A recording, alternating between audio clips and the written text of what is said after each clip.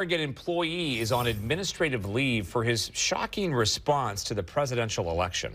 Comments he made regarding supporters of President-elect Donald Trump went viral. Fox 12 Oregon's Dylan Scott is in the studio now live with more.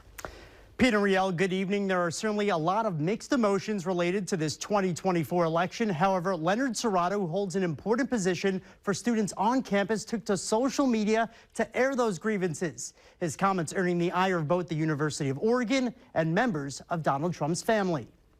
It's the viral video that created quite a conversation from Eugene to Mar-a-Lago Thursday.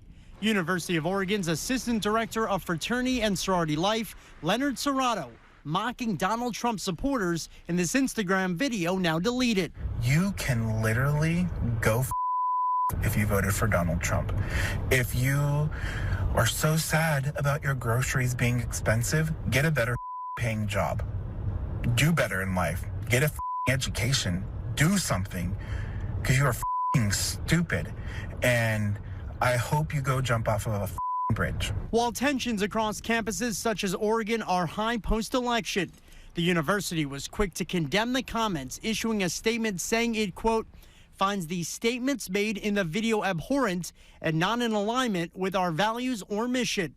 We opened an investigation and are reviewing the matter under university policies and the individual's role as a public employee. As a public university, we take our duty seriously to provide an environment that welcomes diversity of thought and respect in alignment with our education mission. Serrato's video has been shared thousands of times across social media platforms such as X and caught the attention of the president-elect's son, Donald Trump Jr., who, as expected, was angered by these comments. In a post, he said, quote, it's disgusting but not surprising that an employee at a state university would speak this way about more than half the country.